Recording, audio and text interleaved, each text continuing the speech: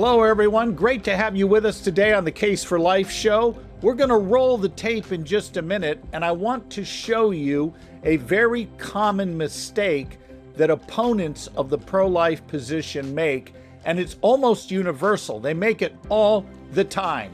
We'll talk about that on this edition of the Case for Life show. Glad you're with us. And by the way, if you have not yet visited our sites and gotten material on our organization, we hope you will do so. We also have a course there that you've heard me talk about before, Pro-Life 101, where in just 1 week's time, 7 days, we can equip you to recognize some of the errors like the ones we're going to talk about today that pro-abortion activists habitually engage in.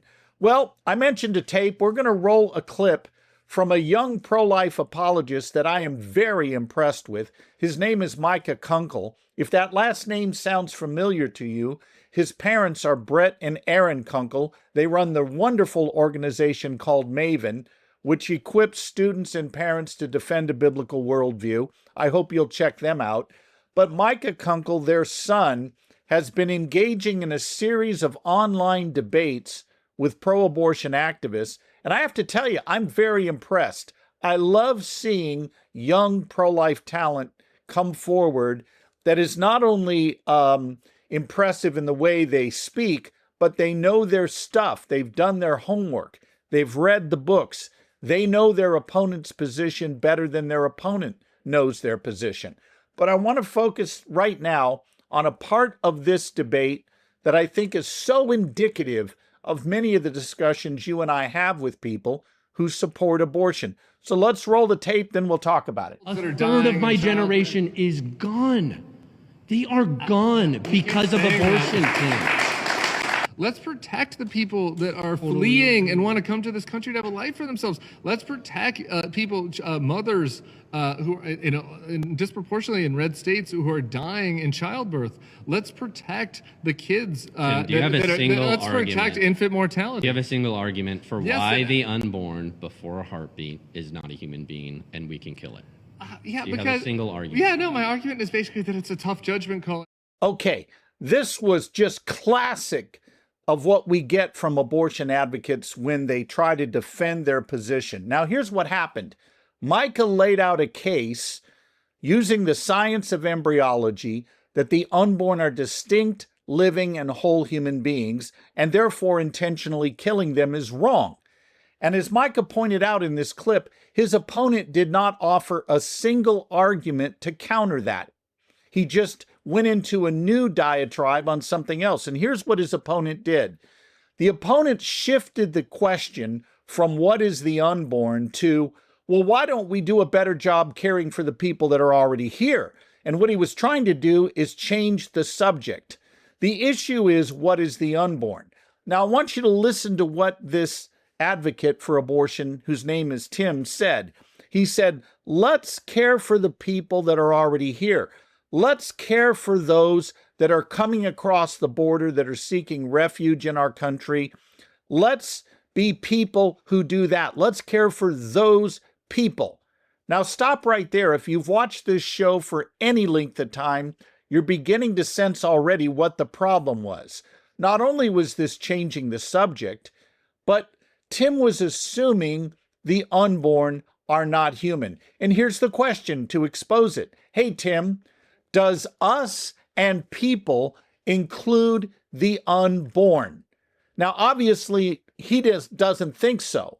But instead of arguing that, he simply assumes the unborn aren't human and hopes he can get a pass on that. And Micah didn't let him get away with it. He called him out on it and said, you presented no argument to refute my case that the unborn are human. And that's exactly what you should do. But that simple question, does us and them or us and people include the unborn?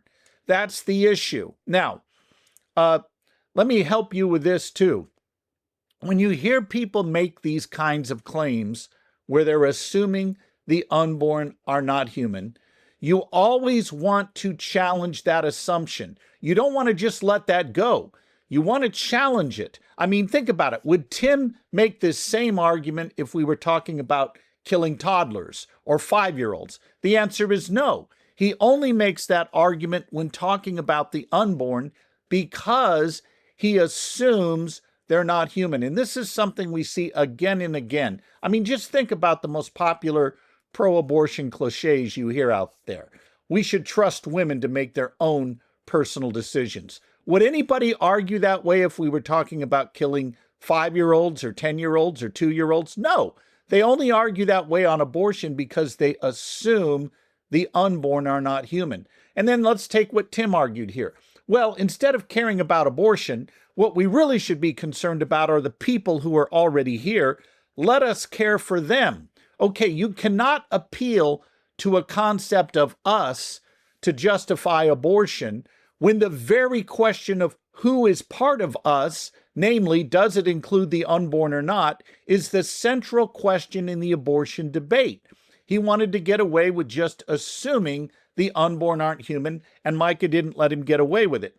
Now, what was interesting is to watch what happened in the comment thread. I read through some of the comments, and it was just amazing to me how pro-abortion activist after pro-abortion activist entirely missed the point. Now, one guy got on there and said, hey, listen, until they're born, they're not persons. Now, right away, you should notice something here. He's presented no argument at all as to why a change of location from inside the womb to outside the womb is value-giving. In other words, how we suddenly go from an entity that is non-human, non-valuable, that we can intentionally kill, to one that is valuable and human that we are required to legally protect. How does a change of location from inside to outside change that? He gave no argument for that. And if you stop to think about it, think about where our medical technology is today.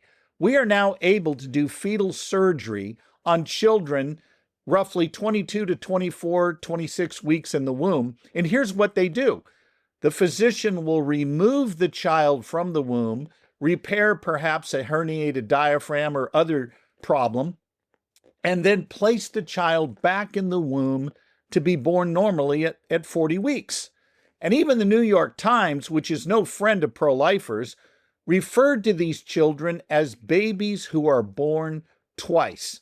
Well, if birth is what suddenly bestows value on the fetus, what happens then? Does that child go from being a non-human, non-valuable thing we can kill prior to removal for surgery, then briefly becomes a human being with rights during the surgery while it's outside the womb, and then when we put him back, goes back to being an entity we can intentionally kill? I mean, this is absurd. Does personhood act on an episodic paradigm? Does it mean we can go from being a non-person to being one briefly and then go back to not being one? That's just crazy. But that's what follows from what happens when you define something that has no value as having value. Look, birth is irrelevant in terms of the status of the unborn. Even Peter Singer, the infamous advocate of abortion and infanticide, admits there's no essential difference between the fetus in the womb and the child that's recently born. Neither one is self-aware. Neither one desires to go on living. Neither one has a sense of itself existing over time. And what Singer does is he simply says, okay, we can kill both fetus and newborn. His solution isn't to graduate the fetus up to the status of the newborn and say, let's protect both. No, he consistently says, as barbaric as it may sound, look, if the fetus is not a human being with rights, neither is the newborn, because the newborn lacks the same characteristics and value-giving properties that the unborn does. He's at least consistent about that. And he would argue a change in location is absolutely meaningless. In fact, he chides pro-abortion activists for saying, look, you think birth is somehow magical? How does a journey of 7 inches down the birth canal suddenly change the nature of the being in question? And of course, it can't. It doesn't. I mean, think of this, too. We could have a preemie born at, let's say, as late as, or as early rather, as 24 weeks in this country, and that child has a reasonable chance at survival, depending on where the nearest NICU unit might be. And if they have a good neonatal unit at that particular hospital, that child, thanks to our current state of our technology, stands a reasonable chance of making it. All right, so let's take a child, let's just say 26 weeks, born prematurely. Now that child at 26 weeks, born prematurely, has less cognitive development than the child still in the womb at, say, 37 to 40 weeks.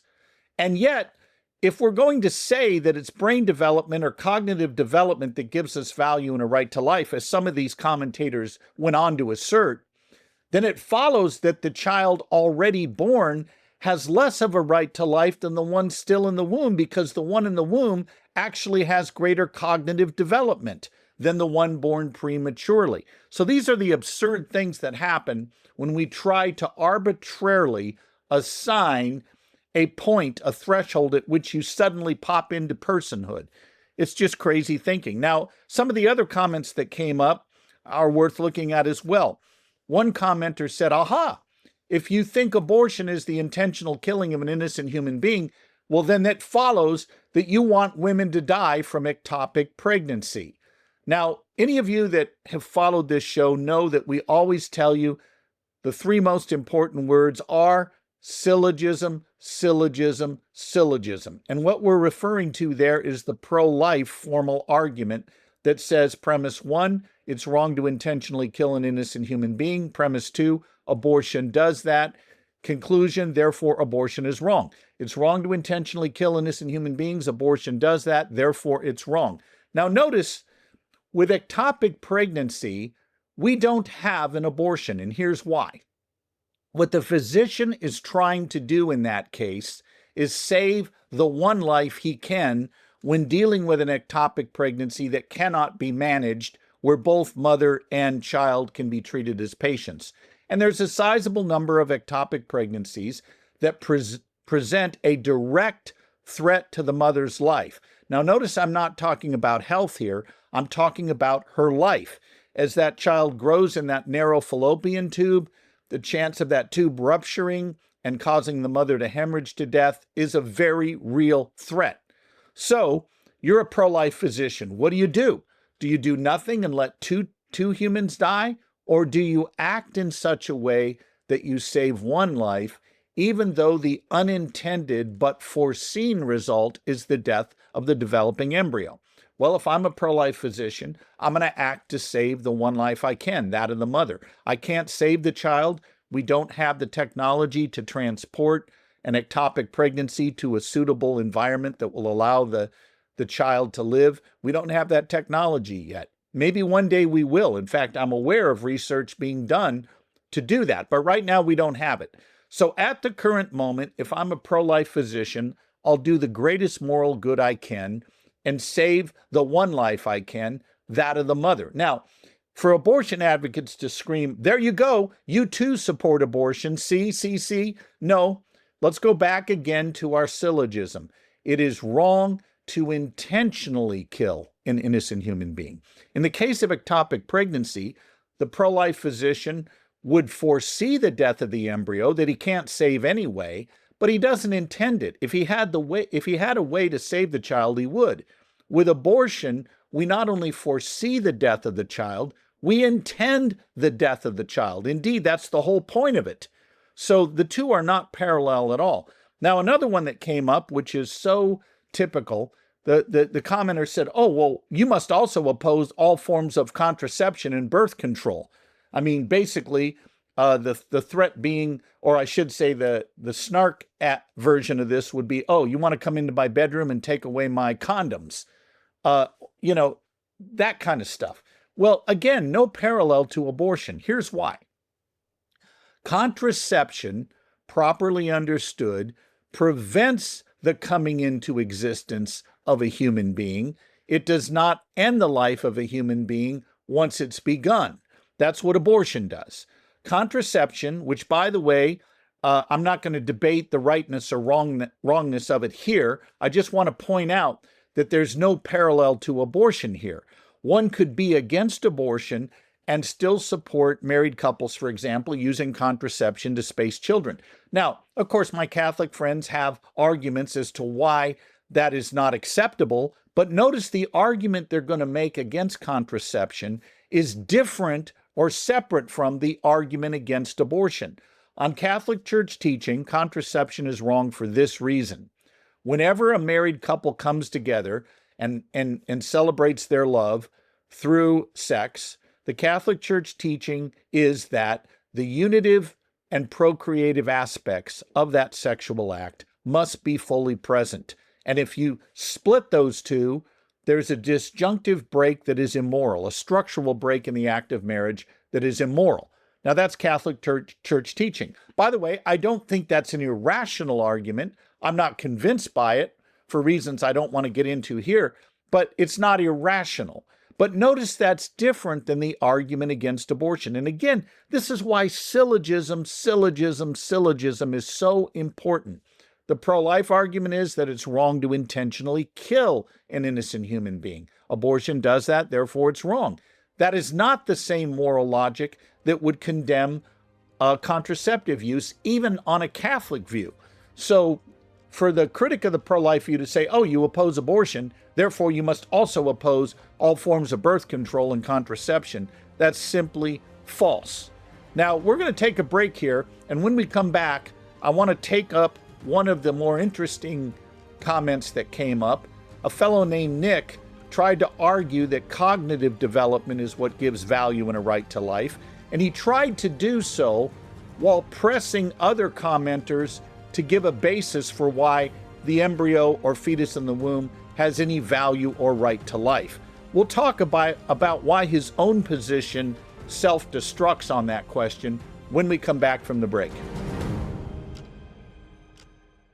Hello, friends. You may not have time to read a full-length treatment of abortion like I've done in this book, The Case for Life, the second edition, but you may have time to take what amounts to 7 sessions, a week's worth of study if you want to do it day by day, to learn how to defend your pro-life views persuasively.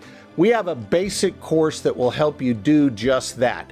You will learn how to make a formal case for the pro-life position. You will learn how to defend it with science and philosophy. Even with non-Christians, you can make a case for the pro-life view. Then we'll teach you how to handle objections, how to recognize the 5 bad ways people argue about abortion, and how they often bring up things that are beside the point.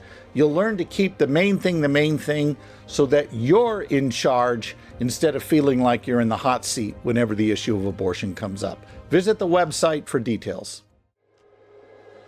Welcome back, everyone. We've been talking about a wonderful debate that my colleague Micah Kunkel did, debating an abortion advocate, and he's been doing a lot of debates online and doing very well at them. In fact, we're going to include a link in the show notes where you can go watch his exchange with this particular abortion rights advocate, and I think you'll agree with me that Micah handles it masterfully.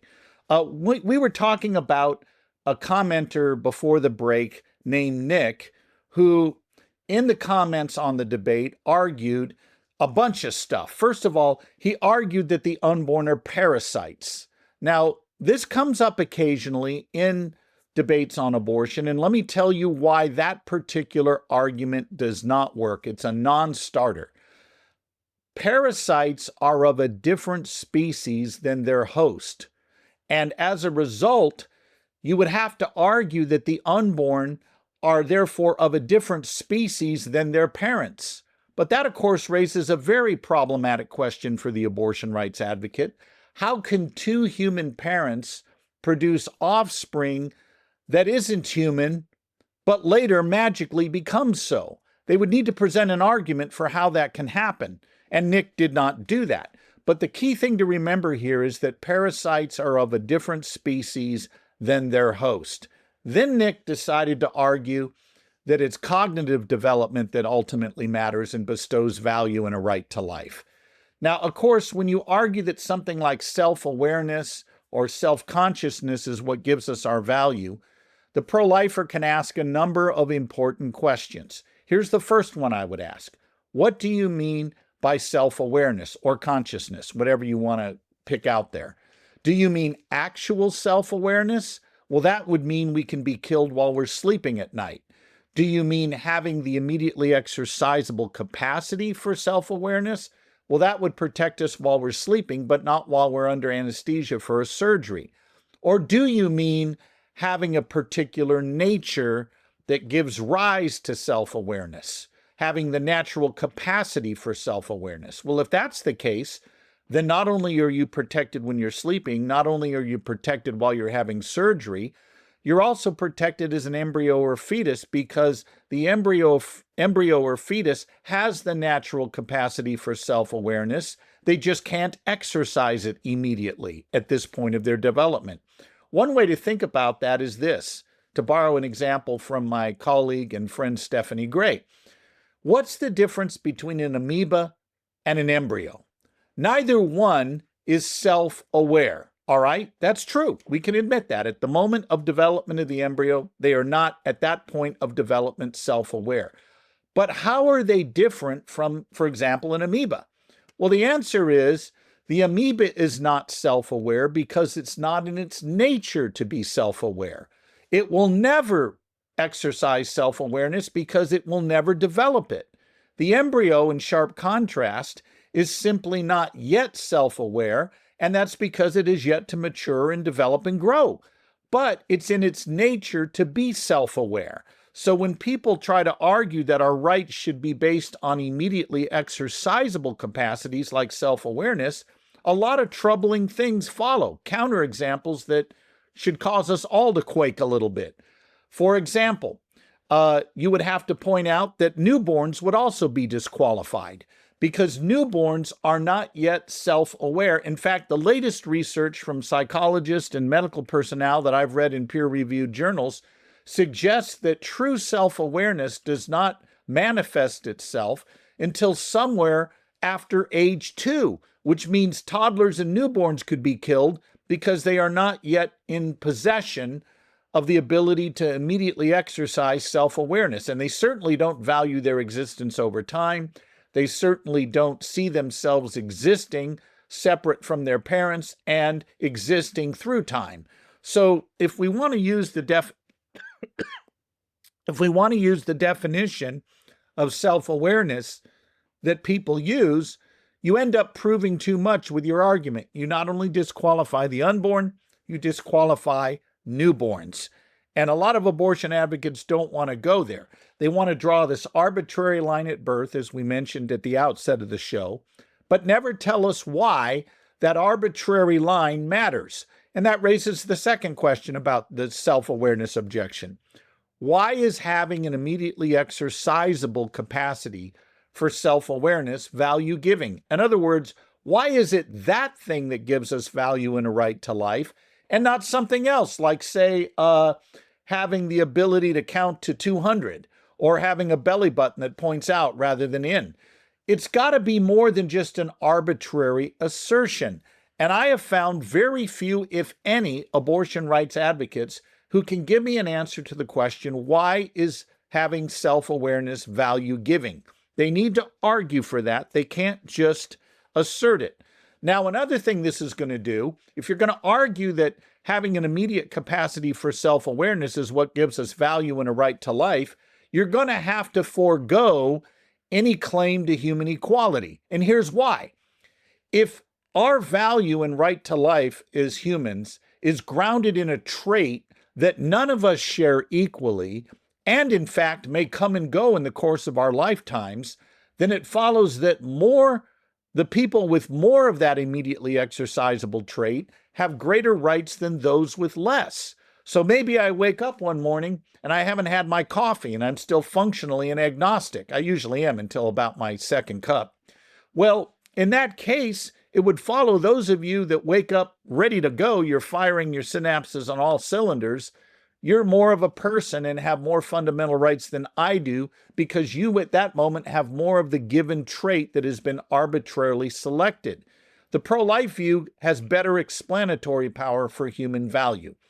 We are not valuable because of some arbitrary trait or accidental trait that none of us share equally and that may come and go. Rather, we are fundamentally equal because we all share the same human nature, which those of us committed to the biblical worldview know that is ultimately grounded in the image of God. Now, one of the things that Nick tried to do is force the discussion into a discussion about, well, you're going to have to ground your claim for human value for the fetus in some theological concept. You're going to have to bring religion into this. Okay, this is a non-starter for a lot of reasons. Let me just start with this one.